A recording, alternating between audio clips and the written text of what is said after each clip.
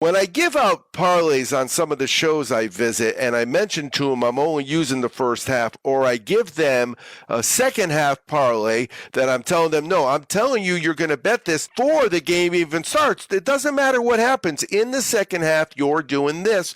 Well, we've had how many times where you've done the double up, or you do the, well, I don't know what you call it. It's not even the double up. I call it the turning 100 into 1,000. What I do is I take 100 and I play the first half. I play a first half parlay. And then I take what I won, which is usually between 250 plus the 100. So it's 350. And I play a 2-team parlay with everything. I just launch it all. And I turn, 100 into 1,000 in the course of 3 hours. We've seen you do it live at March Madness. It was pretty cool. There's no doubt about it. It's pretty cool. And it really is. It's a different way to bet, but why do you like betting that way? Why do I like betting halves, or why do I like... Yeah, halves.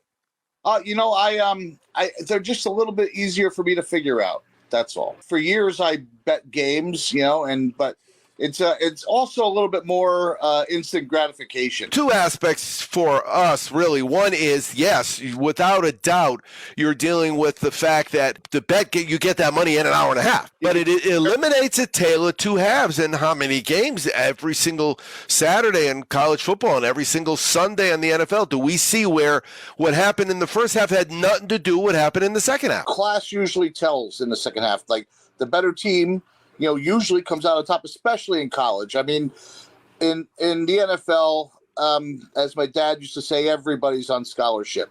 So anything can happen in the NFL. But in college, class usually tells. And so you can end up doing okay. Like your team, you might lose your first half parlay, but the team's starting to play better.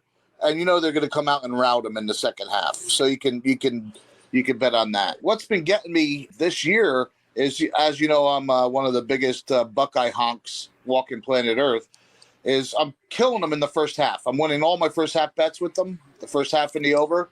And then they put on the brakes. They pump the brakes in the second half.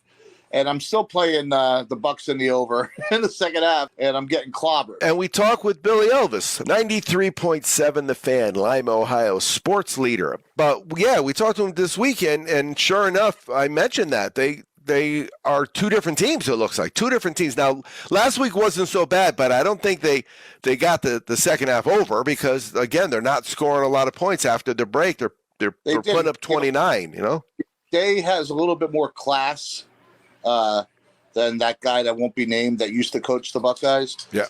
He sees no reason, except I don't know.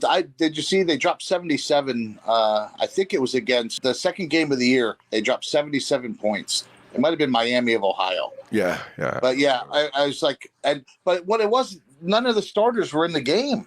Well, and again, that's the other aspect of it is when you are building a program and you're up by 30 at halftime and you can play, you're not only playing guys that aren't going to get live game reps, but you're also resting guys that prevent them from, getting hurt or wearing out by the end of the year. So, and as I've mentioned a few times, those coaches really don't care who we have, do they?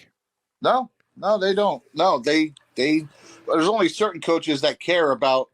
Like Bobby Bowden, you thought that he cared, about if he was given 50, he wanted to cover the marker. If the Florida State, when he was the coach there, was given 50, he'd want to win by 52, and keep those boosters happy. Yeah, and Spurrier was like that as well. Yeah. Spurrier. No, we did. We had a nice rundown with Miami, Florida, and Florida State where it was a 3-team parlay for about, 3 or 4 years in a row, it seemed like. Every single week they were covering. Throw in Boise State from 10 years ago as well. Yeah. All right, so it's pretty cool because, again, it's 4:20 here when we're talking in San Diego. But let's get a play for Saturday.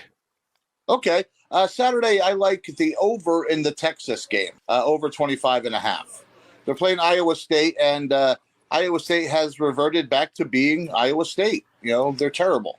They were ranked at the beginning of the season, but then again, so was Notre Dame and Oklahoma. I see the Texas is an improving team. You see what they did to Oklahoma last week. And Oklahoma, I'd have to say that they're probably better at every position than Iowa State. They shut them out for the first time in like 10 years or something like that. And Oklahoma, I'd say, is better at almost every single position than Iowa State.